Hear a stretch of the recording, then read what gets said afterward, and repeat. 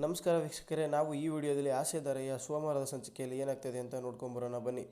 ಈ ವಿಡಿಯೋ ಇಷ್ಟ ಆದರೆ ನೀವು ಒಂದು ಲೈಕ್ ಮಾಡಿ, ಅದೇ ರೀತಿ ಸಬ್ಸ್ಕ್ರೈಬ್ ಮಾಡಿ, ಆದರೆ ಪಕ್ಕದಲ್ಲಿರುವ ಬೆಲ್ ಐಕನನ್ನು ಆಲಿಗೆ ಸೆಟ್ ಮಾಡಿ ಅಂತ ಹೇಳ್ತಾ ವಿಡಿಯೋ ಶುರು ಮಾಡೋಣ ಬನ್ನಿ.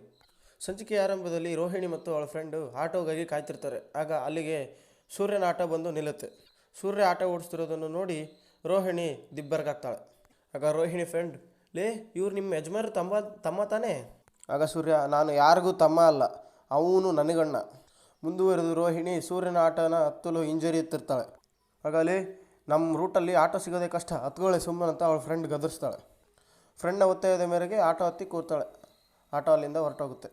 ಮತ್ತೆ ಸೂರ್ಯ ಆಟೋದಲ್ಲಿ ಕುಂತಿರುವ ರೋಹಿಣಿನ, ಪುತ್ರಳ್ಳಿಲಿ ಎಲ್ಲಿ ಅಂತ ಹೇಳಲೇ ಇಲ್ಲ? ಓ ಶಾಂತಿ ಬ್ಯೂಟಿ ಹತ್ರನೋ? ಓಕೆ. ಆಗ ಸೂರ್ಯನನ್ನು ಕುರಿತು ರೋಹಿಣಿ, ಆಟೋ ಎಷ್ಟು? ನಿಮ್ಮ ಪಾಡಿಗೆ ನೀವು ಹೋಗ್ತಾ ಇದ್ರೆ? ಆಗ ಸೂರ್ಯ, ಸಾರಿ ಮೇಡಮ್, ಆಟೋ ಮಾರಾಟಕ್ಕಿಲ್ಲ. ಆಗ ರೋಹಿಣಿ, ಅಯ್ಯೋ ದೇವ್ರೇ, ನಾನು ಕೇಳಿದ್ದು ಪುತ್ರಳ್ಳಿಗೆ ಹೋಗೋಕ್ಕೆ ಎಷ್ಟು ಅಂತ. ಮತ್ತು ಹಂಗೆ ಕೇಳಿ ಅಂತ ಸೂರ್ಯ ಹೇಳ್ತಾನೆ. ಪುತ್ರಳ್ಳಿಗೆ ಹೋಗೋಕೆ ಒಂದು 2,80,000 ಆಗುತ್ತೆ. ಹಂಗೆ ಹೇಳೋಕ್ಕಾಗ್ತದ? ಏನೊಂದು 250 ರೂಪಾಯಿ ಆಗ್ಬೋದು. ಆಗ ರೋಹಿಣಿ ಪಂಡು, ಒಂದು 50 ರೂಪಾಯಿನಾದರೂ ಕಮ್ಮಿ ಮಾಡ್ಕೋಬೋದಾ? ಒಂದು 3 ರೋಡ್ ಹಿಂದೆನೇ ಇಳಿಸ್ಬಿಡ್ತೀನಿ, 50 ರೂಪಾಯಿ ಕಮ್ಮಿ ಕೊಟ್ಬಿಡಿ ಅಂತ ಸೂರ್ಯ ಹೇಳ್ತಾನೆ. ಸೂರ್ಯ ರೋಹಿಣಿಯನ್ನು ತನ್ನ ಹತ್ರ ಕಾರ್ ಇದೆ ಎಂದು ನಂಬಿಸಲೇ ತನ್ನ ಫ್ರೆಂಡ್ಗೆ ಅಲ್ಲೇ ಫೋನ್ ಮಾಡ್ತಾನೆ. ತನ್ನ ಫ್ರೆಂಡ್ ಸಿದ್ದಿಗೆ ಫೋನ್ ಮಾಡಿ, ಲೋ ನನ್ನ ಹತ್ರ ಈಗೇನು ಕಾರ್ ಇರಲ್ವ, ನನ್ನ ಫ್ರೆಂಡು 6 ದಿನ ಅವಳ ತಂಗಿ ಮದುವೆಗಂತ ಇಸ್ಕೊಂಡು ಹೋಗಿದ್ದಾನೆ, ಇವತ್ತು ಕೊಡ್ತಾನಂತೆ, ಇಸ್ಕೊಂಬಂದ್ಬಿಡೋ ಅಂತ ಹೇಳ್ತಾನೆ. ಇತ್ತ ರೋಹಿಣಿ ತನ್ನ ಫ್ರೆಂಡ್ಗೆ, ಲೇ ಆಟೋ ನಿಲ್ಸೋ ಕೇಳು. ಆಗ ಫ್ರೆಂಡು, ಪಾರ್ಲರ್ ಇನ್ನೂ ದೂರ ಇದೆ ಅಲ್ವೇ? ಮತ್ತು ರೋಹಿಣಿ, ಲೇ ಪಾರ್ಲರ್ ಹತ್ರ ಬಂದರೆ ಫೋಟೋ ವಿಚಾರ ಮತ್ತು ಬೋಲ್ಡ್ ವಿಚಾರ ಗೊತ್ತಾಗುತ್ತೆ, ಇಲ್ಲೇ ನಿಲ್ಸೋ ಕೇಳು ಅಂತ ಹೇಳ್ತಾಳೆ. ಆಗ ಫ್ರೆಂಡ್, ಇಲ್ಲೇ ನಿಲ್ಲಿಸ್ಬಿಡಿ ಸಾಕು. ಆಗ ಸೂರ್ಯ, ನಿಮ್ಮ ಪಾರ್ಲರ್ 750 ಅಡಿ ದೂರ ಇದೆಯಲ್ಲ, ಪಾರ್ಲರ್ ಹತ್ರ ಹೋದರೆ ಇನ್ನೂ ಹೆಚ್ಚಿಗೆ ಅಮೌಂಟ್ ಕೇಳ್ತೀರ, ಇಲ್ಲೇ ಸೈಡಿಗೆ ಹಾಕಿ ಅಂದ್ಗಳೇ ಸೂರ್ಯ ಅಲ್ಲೇ ಸೈಡ್ ಹಾಕ್ತಾನೆ. ಆಗ ರೋಹಿಣಿ ಮತ್ತು ಅವಳ ಫ್ರೆಂಡ್ ಅಲ್ಲಿದ್ದ ರೊಕ್ಕ ಕೊಡದೆ ಹಾಗೆ ಹೋಗ್ತಿರ್ತಾರೆ. ಆಗ ಸೂರ್ಯ, ಏನರಮ್ಮ ದುಡ್ಡು ಕೊಡದೆ ಹಾಗೆ ಹೋಗ್ತಿದ್ದೀರಾ? ಆಗ ರೋಹಿಣಿ ಫ್ರೆಂಡ್, ನಿಮ್ಮ ಮನೆ ಹುಡುಗಿ ತಾನೇ ನೀನು ಡ್ರಾಪ್ ಮಾಡಿದ್ದು? ಆಗ ಸೂರ್ಯ, LPG ಬಂಕಲ್ಲಿ ನಮ್ಮ ಮನೆಯವ್ರು ಯಾರಿಲ್ಲ, ಫ್ರೀಯಾಗಿ ಗ್ಯಾಸ್ ಹಾಕ್ಕೊಡೋಕೆ. ಆಗ ರೋಹಿಣಿ, ಲೇ ದುಡ್ಡು ಕೊಟ್ಬಿಟ್ಟು ಬಾರೆ. ಸೂರ್ಯ ಇದ್ದ ಜಾಗಕ್ಕೆ ಅವನ ಹಳೆ ಫ್ರೆಂಡ್ ಅಲ್ಲಿಗೆ ಬರ್ತಾನೆ. ಬಂದು, ಏನೋ ಸೂರ್ಯ ಆರಾಮಿದೆಯಾ? ಆಗ ಸೂರ್ಯ, ನೋಡೋಣ ಆರಾಮಿದ್ದೀನಿ, ನೀವು ಏನೋ ಕಾರ್ ಮಾರಾಕಿದೆ ಅಂತ ಹೇಳಿದ? ನೋಡೋಣ ಕಾರ್ ಮಾರಿ ಆಟೋ ಓಡಿಸ್ತಾ ಇದ್ದೀನಿ, ಸ್ಟೆಪ್ನಿ ಜೊತೆ ನಿಂತ್ಕೊಂಡು ಓಡಿಸ್ತೀನಲ್ಲ, ನಾವು 4 ವೀಲರ್ ಓಡಿಸ್ತಾ ಥರನೇ ಇದೆ ಅಂತ ಹೇಳ್ತಾನೆ. ಕಾರ್ ಯಾಕೋ ಮಾರದೆ? ಸ್ವಲ್ಪ ದುಡ್ಡಿನ ಅವಶ್ಯಕತೆ ಇತ್ತಣ. ಸರಿ ಏನೋ ಮಾಡು ಅಂತ ಅಲ್ಲಿದ್ದ ಹೊರಟೋಗ್ತಾನೆ. ಆದರೆ ಇದನ್ನೆಲ್ಲ ಮರೆಯಲ್ಲೇ ನಿಂತು ರೋಹಿಣಿ ಮತ್ತು ಅವಳ ಫ್ರೆಂಡ್ ಕೇಳಿಸ್ಕೊಡ್ತಿರ್ತಾರೆ. ಇದನ್ನು ಕೇಳಿಸ್ಕೊಂಡ ರೋಹಿಣಿ ಇದನ್ನು ಮನೆಯವ್ರ ಹತ್ರ ಹೇಳಲೇಬೇಕಂತ ಕಾತುರದಿಂದ ಕಾಯ್ತಿರ್ತಾಳೆ. ರೋಹಿಣಿ ತನ್ನ ಫ್ರೆಂಡಿಗೆ, ಸರಿ ನೀನು ಪಾರ್ಲರ್ಗೆ ಹೋಗು, ನಾನು ಮನೆಗೆ ಹೋಗ್ತೀನಿ ಅಂತ ಹೇಳಿ ಅಲ್ಲಿದ್ದ ಬೇಗನೆ ಅರ್ಜೆಂಟಾಗಿ ಹೊರಡ್ತಾಳೆ. ಮನೆಗೆ ಬಂದ ರೋಹಿಣಿಗೆ ಮನೋಜ್ ಸಿಗ್ತಾನೆ. ಮನೋಜ್, ರೋಹಿಣಿ ಪಾರ್ಲರ್ಗೆ ಹೋಗ್ತೀನಿ ಅಂತಂದೇಳಿ ಏನು ಇಷ್ಟು ಬೇಗ ಬಂದುಬಿಟ್ಟಿದೆಯಾ? ಆಗ ರೋಹಿಣಿ, ನಾನು ನಿಮ್ಗೊಂದು ಮುಖ್ಯವಾದ ವಿಷಯ ಹೇಳಬೇಕಿತ್ತು ಅಂತ ಹೇಳ್ತಾಳೆ. ಆಗ ಮನೋಜ್, ನಾನು ಕೂಡ ಒಂದು ವಿಷಯ ಹೇಳಬೇಕಿತ್ತು. ಆಗ ರೋಹಿಣಿನ ಕರೆದು, ಇಲ್ಲಿ ನೋಡು, ಕೆನಡಾ ಡಾಲರು ಅಮೆರಿಕ ಡಾಲರ್ಗಿಂತ ಕೆಳಗಡೆ ಇದೆ, ಲೋ ಪ್ರೈಸ್ ಕೂಡ, ಇದೆಲ್ಲ ವರ್ಕೌಟ್ ಆಗುತ್ತಾ? ಆಗ ರೋಹಿಣಿ, ಅಯ್ಯೋ ಇದನ್ನೆಲ್ಲ ಬಿಡಿ, ನಾನು ಹೇಳೋ ವಿಷಯ ಕೇಳಿದರೆ ನೀವು ಪೂರ್ತಿ ಸ್ಟನ್ ಆಗಿಬಿಡ್ತೀರಾ. ಏನದು ಅಂತ ಕೇಳಿದ್ಕೊಳ್ಳಿ ರೋಹಿಣಿ, ಸೂರ್ಯ ಅವರು ಆಟೋ ಓಡಿಸ್ತಿದ್ದಾರೆ. ಆಗ ಮನೋಜ್, ಓಡಿಸ್ಲಿ ಬಿಡು, ಅವನಿಗೆ ಆಟೋ ಓಡ್ಸೋಕ್ಕೆ ಬರುತ್ತೆ, ಊರೆಲ್ಲ ತಿರ್ಕೋತಾ ಇರ್ತಾನೆ, ಅದೇನು ದೊಡ್ಡ ವಿಷಯನೇ ಇವಾಗ. ಆಗ ರೋಹಿಣಿ, ಅಯ್ಯೋ ಮನೋಜ್, ನಿಮಗೆ ನಾನು ಹೇಳೋದೇ ಅರ್ಥ ಆಗ್ತಿಲ್ಲ, ಸೂರ್ಯ ಅವರು ಕಾರ್ ಮಾರಿ ಆಟೋ ಓಡಿಸ್ತಾ ಇದ್ದಾರೆ. ಆಗ ಮನೋಜ್, ಅಯ್ಯೋ ರೋಹಿಣಿ, ಅದು ಅವನಿಷ್ಟ, ಕಾರ್ ಆದರೂ ಓಡಿಸ್ಲಿ, ಆಟೋನಾದರೂ ಓಡಿಸ್ಲಿ. ಅಯ್ಯೋ ಮನೋಜ್, ನಾನು ನಿಮ್ಗೆ ಹೇಳೋದು ಅರ್ಥನೇ ಆಗ್ತಿಲ್ಲ, ಸೂರ್ಯ ಅವರು ಆ ಕಾರ್ನ ಹೇಗೆ ತಗೊಂಡ್ರು ಗೊತ್ತಾ? ಆಗ ಮನೋಜ್, ದುಡ್ಡು ಕೊಟ್ಟು. ಹಾಗಾದರೆ ಆ ದುಡ್ಡು ಎಲ್ಲಿಂದ ಬಂತು? ಮಾವ ಈ ಮನೆನ ಅಡ ಇಟ್ಟು ಅವನಿಗೆ ಕಾರ್ ಕೊಡಿಸಿರೋದು. ಈಗ ಸೂರ್ಯ ಹೇಳೇ ಕೇಳದೆ ಆ ಕಾರ್ ಮಾಡಿದ್ದಾರೆ ಅಂದರೆ ನಾಳೆ ಈ ಮನೆಗೆ ಪ್ರಾಬ್ಲಮ್ ಬರ್ಬೋದು, ಯೋಚನೆ ಮಾಡಿದ್ದೀರಾ ಅಂತ ಕೇಳ್ತಾಳೆ. ಆಗ ಮನೋಜ್, ಕರೆಕ್ಟ್ ಅಲ್ವಾ, ವಿಷಯ ಹೀಗಿದೆ, 1 ನಿಮಿಷ ತಾಳು, ಕೆನಡಾ ಫ್ಲೈಟ್ ಟಿಕೆಟ್ ಎಷ್ಟಿದೆ, ಅಲ್ಲಿ ಸ್ಟೇ ಆಗೋಕ್ಕೆ ಸಿಗ್ತದೋ ರೂಮ್ ಸಿಗ್ತವೋ ಇಲ್ಲ ಅಂತ ಚೆಕ್ ಮಾಡಿ ಹೇಳ್ತೀನಿ. ಆಗ ರೋಹಿಣಿ, ಅಯ್ಯೋ ರಾಮ, ನೀವು ಮತ್ತು ನಿಮ್ಮ ಕನಸೋ. ಆಗ ರೋಹಿಣಿ, ಇದನ್ನು ಎಲ್ಲಿ ಹೇಳ್ಬೇಕಂತ ಗೊತ್ತು, ಹೋಗಿ ಹೇಳ್ತೀನಿ ಅಂತ ಅಲ್ಲಿದ್ದ ಮನೆ ಒಳಗೆ ಪೂರ್ತಿ ಹೋಗ್ತಾಳೆ. ರೋಹಿಣಿ ಸೀದಾ ಶಾಂತ ಹತ್ರ ಹೋಗಿ, ಅತ್ತೆ. ಆಗ ಶಾಂತ, ರೋಹಿಣಿ ಬಂದೆ ಅಮ್ಮ, ನಾನು ನಿನ್ನ ಬಗ್ಗೆನೇ ಯೋಚನೆ ಮಾಡ್ತಿದ್ದು ನೋಡು. ಆಗ ರೋಹಿಣಿ, ಏನು ವಿಷಯ ಅತ್ತೆ? ನಮ್ಮ ಮನೋಜಿಗೆ ಒಳ್ಳೇದಾಗಲಿ ಅಂತ ದೇವ್ರ ಹತ್ರ ಬೇಡ್ಕೊಂತಿದ್ದು, ತಗ ನೀನು ದೀಪ ಹಚ್ಚಿಬಿಡು ಅಂತ ಅವಳ ಕೈಗೆ ಕಟ್ಟಿಪಟ್ಟಣ ಕೊಡ್ತಾಳೆ. ಮನೋಜ ಆದಷ್ಟು ಬೇಗ ಟಾಪಲ್ಲಿ ಬರಲಿ ಅಂತ ಬೇಡ್ಕೊಂಡು ದೀಪ ಹಚ್ಚು. ಪೂಜೆ ಎಲ್ಲ ಮುಗಿದ ನಂತರ ಶಾಂತಿ ರೋಹಿಣಿನ, ಈಗ ಹೇಳಮ್ಮ ಏನಂತ ವಿಷಯ? ಆಗ ರೋಹಿಣಿ, ಅತ್ತೆ ಸೂರ್ಯ ಅವ್ರು ಏನು ಓಡಿಸ್ತಿದ್ದಾರೆ ಅಂತ ನಿಮಗೆ ಗೊತ್ತಾ? ಅಯ್ಯೋ ಅವನೇನು ಪೈಲಟೇನಮ್ಮ, ಕಾರ್ ಓಡಿಸ್ತಿದ್ದಾನೆ, ಇನ್ನೇನು ಓಡಿಸ್ತಿರ್ತಾನೆ? ಇಲ್ಲ ಅತ್ತೆ, ಆಟೋ ಓಡಿಸ್ತಾ ಇದ್ದಾರೆ. ಆಟೋನ? ಅಯ್ಯೋ ಹೋಗ್ಲಿ ಬಿಡಮ್ಮ, ಇವನು ಹಣೆ ಬರದಲ್ಲಿ ಏನಿಗಿತ್ತು ಹಾಗೇ ಇರುತ್ತೆ. ಆಗ ರೋಹಿಣಿ, ಏನತ್ತೆ ಇಷ್ಟು ಸಿಂಪಲಾಗಿ ಹೇಳ್ತಿದ್ರೆ, ಇದರಿಂದ ಈ ಮನೆ ಅಡ ಇಟ್ಟಿರೋ ವಿಷಯ ನಿಮ್ಗೆ ಗೊತ್ತಿಲ್ವಾ? ಮತ್ತೆ ರೋಹಿಣಿ, ಈ ಮನೆ ಅಡ ಇಟ್ಟು ಆ ಕಾರ್ ತೊಗೊಂಡಿರೋದು, ಈ ಮನೆ ನಿಮ್ಮ ಹೆಸರಲ್ಲಿದೆ, ನಾಳೆ ಇದು ನಿಮ್ಮ ಕುತ್ತಿಗೆಗೆ ಬರುತ್ತೆ ಅಂತ ಹೇಳ್ತಾಳೆ. ಆಗ ಶಾಂತಿ, ಅಯ್ಯೋ ನಾನು ಉತ್ತರ ಕೇಳಿದ್ರೆ ಅವ್ನು ಹೇಳಲ್ವಲ್ಲ, ಹಾಗಂತ ಸುಮ್ಮಿರ್ತಾರ ಅತ್ತೆ. ಅದು ಹೆಂಗಾಗುತ್ತಮ್ಮ, ಯಾರ ಹತ್ರ ಕೇಳಿಸ್ಬೇಕೋ ಅವ್ರ ಹತ್ರ ಕೇಳಿಸ್ತೀರಿ, ಅವಾಗ ಕೊಡಲಿ ಉತ್ತರನ. ಸರಿಯಾಗಿ ಸಿಕ್ಕಿಕೊಂಡಿದ್ದಾನೆ ಇವತ್ತು ಅಂತ ಹೇಳಿ ಅಲ್ಲಿದ್ದ ಯಾರ ಹತ್ರನೂ ಹೋಗಲು. ಆಗ ಶಾಂತಿ ಅಲ್ಲಿಂದ ದಿಢೀರ್ ಬೇಗನೆ ರಂಗನಾಥ್ ಅವ್ರ ಬಳಿ ಹೋಗಿ, ರೀ ರೀ ರೀ ಆಗ ಅಯ್ಯೋ ಬಿಸಿ ಬಿಸಿ ಕಾಫಿ ತಂದಿದ್ದೆ ಅಂದ್ಕೊಂಡಿದ್ದೆ, ಇಲ್ಲ ಬಿಸಿ ಬಿಸಿ ಸುದ್ದಿ ತಂದಿದ್ದೀನಿ ಅಂತ ಹೇಳ್ತಾಳೆ. ಆಗ ರಂಗನಾಥ್ ಅವರು, ಅದೇನು ಹೇಳು ಸೂರ್ಯ, ಏನು ಮಾಡ್ತಿದ್ದೀನಂತ ನಿಮಗೆ ಗೊತ್ತಾ?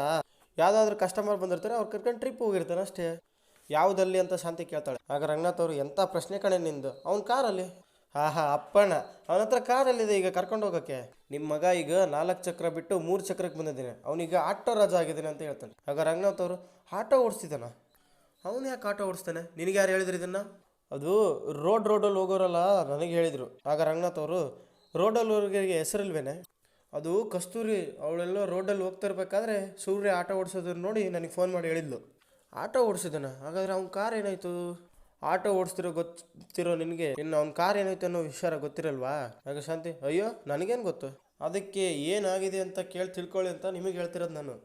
ಅಲ್ಲ, ನನ್ನ ಮನೆ ಅಡ ಇಟ್ಟು ತಾನೇ ನೀನು ಅವ್ರಿಗೆ ಕಾರ್ ಕೊಡಿಸಿರೋದು. ಅವನೇನಾದರೂ ಕಾರ್ ಮರಿದ್ರೆ ಒಂದು ದುಡ್ಡು ನಿಮ್ಮ ಕೈಗೆ ಬರಬೇಕು, ಇಲ್ಲ ನನ್ನ ಕೈಗೆ ಬರಬೇಕು.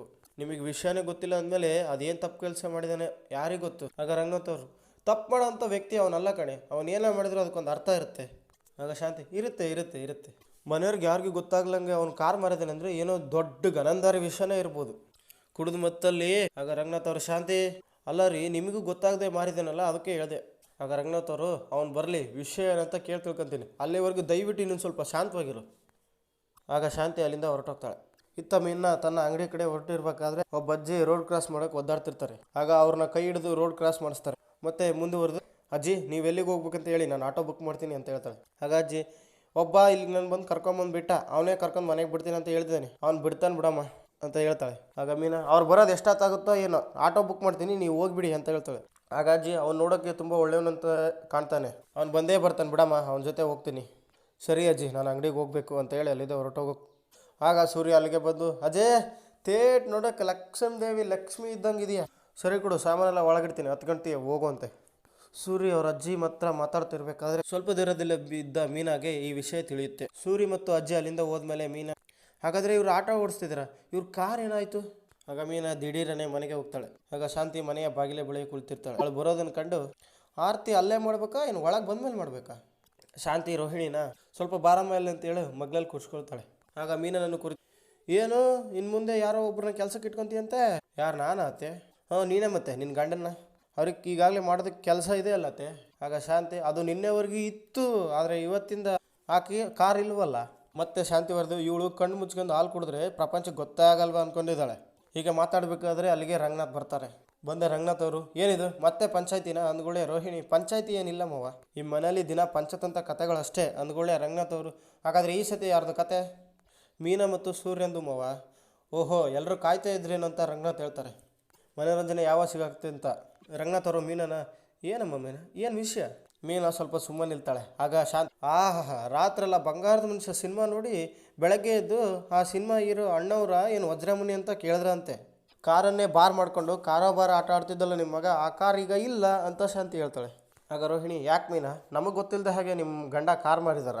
ಆಗ ಅಲ್ಲೇ ಇದ್ದ ರವಿ, ಇರ್ಬೋದು, ಆದರೆ ಇವ್ರಿಗೆ ಗೊತ್ತಿಲ್ಲದೇ ಇರ್ಬೋದು, ಇವ್ರನ್ನ ಕೇಳೋದಿತ್ತು ಅವನ್ನ ಕೇಳೋದು ಸರಿ, ಇವ್ರನ್ನೇ ಅಪರಾಧಿ ಥರ ನಿಲ್ಲಿಸಿದಿರಾ? ಆಗ ರೋಹಿಣಿ, ಅವತ್ತು ಪಾರ್ಕಲ್ಲಿ ಮಲಗಿದ್ರಲ್ಲ ಮನೋಜ್, ಆ ವಿಡಿಯೋನ ಮನೋಜ್ ಬಂದಮೇಲೆ ತೋರಿಸ್ಬೇಕಿತ್ತು, ನನ್ನ ಕರೆದು ತೋರಿಸಿದ್ದಕ್ಕೆ ಅವಮಾನ ಮಾಡೋದಕ್ಕೆ ತಾನೇ, ಅದು ಹೀಗೆ. ಶಾಂತಿ, ಕರೆಕ್ಟ್ ಕಣಮ್ಮ, ನೀನು ಪಾರ್ಲರ್ ಇಟ್ಕೊಳ್ಳೋ ಬದಲು ಲಾಯರ್ ಆಗಬೇಕಿತ್ತು, ಕೋರ್ಟೇ ನಡುಗೋಗ್ಬಿಡೋದು ಇಂಥ ಮಾತಿಗೆ. ಶ್ರುತಿ, ಕರೆಕ್ಟ್ ರೋಹಿಣಿ ಅವರೇ, ಅವತ್ತು ಮನೋಜ್ ಅವ್ರು ಮಾಡಿದ್ದು ತಪ್ಪು, ಆದರೆ ಇವತ್ತು ಸೂರ್ಯ ಅವ್ರು ಮಾಡಿರೋದು ತಪ್ಪೇ. ಆಗ ಮನೋಜ್, ಕರೆಕ್ಟು ಅಂತ ಅವಳಿಂದಾನೇ ಹೇಳ್ತಾನೆ. ಆಗ ಮೀನಾ, ಅತ್ತೆ ಅವ್ರು ಕಾರ್ ಬಿಟ್ಟಿರೋದು ಸರಿ, ಆಟೋ ಓಡಿಸ್ತಿರೋದು ನಿಮ್ಗೆ ಯಾರು ಹೇಳಿದ್ರತ್ತೆ? ಶಾಂತಿ, ಯಾರಂದರೆ ಊರವರಲ್ಲೇ ಹೇಳ್ತಿದ್ದಾರೆ ಅಂದ ಕೂಡಲೇ ಅಲ್ಲಿಗೆ ಸೂರ್ಯ ಬರ್ತಾನೆ. ಒಬ್ಬರು ಕಾಣಿಸ್ಲಿಲ್ವ ಮತ್ತೆ, ನೀನು ಒಬ್ಬಳೇನಾ ಅಂತ ಶಾಂತಿಗೆ ಹೇಳ್ತಾನೆ. ಆಗ ಶಾಂತಿ, ಬಾ ನಿನ್ನ ಬಗ್ಗೆನೇ ಮಾತಾಡ್ತಿದ್ವಿ. ಆಗ ಸೂರ್ಯ, ಈ ಪಂಚಾಯತಿ ನೋಡ್ತಿದ್ರೆ ಇದು ನನ್ನ ಬಗ್ಗೆನೇ ಇರಬೇಕಂತ ನನಗೆ ಗೊತ್ತಾಯಿತು, ಆದರೆ ನೀವೇನು ಪ್ರಶ್ನೆ ಕೇಳಬೇಕು ಅಂತ ಇದ್ರೆ ನನ್ನನ್ನೇ ಕೇಳಿ ಸರಿಯಾಗಿ ಉತ್ತರ ಕೊಡ್ತೀನಿ, ಅಮಾಯಿಕೆ ಅಂತ ಮೀನೇನು ಪ್ರಶ್ನೆ ಮಾಡಬೇಡಿ. ಆಗ ಮನೋಜ್, ಅಪ್ಪ ಸೂರ್ಯದೇವ, ನಾವು ಪ್ರಶ್ನೆ ಮಾಡೋದು ಬಿಟ್ಬಿಡು, ಯಾಕೆ ಪ್ರಶ್ನೆ ಮಾಡ್ತಾ ಇದ್ದೀವಿ ಅಂತ ಕೇಳು. ಸೂರ್ಯ, ಮನೆಯವರೆಲ್ಲ ಕೇಳಿದ್ವಿ ಪ್ರಶ್ನೆಗೆ, ಹೌದು ಕಾರ್ ಮಾರಿದ್ದೀನಿ ಅಪ್ಪ, ನಾನು ಒಳ್ಳೆ ವಿಚಾರಕ್ಕೆ ಆ ಕಾರ್ನ ಅಮೌಂಟ್ ಬೆಳೆಸಿದ್ದೀನಿ, ಅದ್ರ ದುಡ್ಡನ್ನ ಇನ್ನು ಆದಷ್ಟು ಬೇಗ ಇನ್ನೊಂದು ಕೆಲವು ದಿನಗಳಲ್ಲೇ ತಂದು ಕೊಡ್ತೀನಿ ಅಂತ ಹೇಳಿ ಮನೆಯವರು ಬಾಯಿ ಮುಚ್ಚಿಸ್ತಾನೆ. Okay, thank you friends. ಇದಿಷ್ಟು ಹಾಸ್ಯ ಧಾರಾವಾಹಿಯ ಸೋಮವಾರದ ಸಂಚಿಕೆ. ದಯವಿಟ್ಟು ನಮ್ಮ ಚಾನಲ್ ಇಷ್ಟ ಆದರೆ ಒಂದು ಸಬ್ಸ್ಕ್ರೈಬ್ ಮಾಡಿ ಮತ್ತು ಒಂದು ಲೈಕ್ ಮಾಡಿ ಅಂತ ಹೇಳ್ತಾ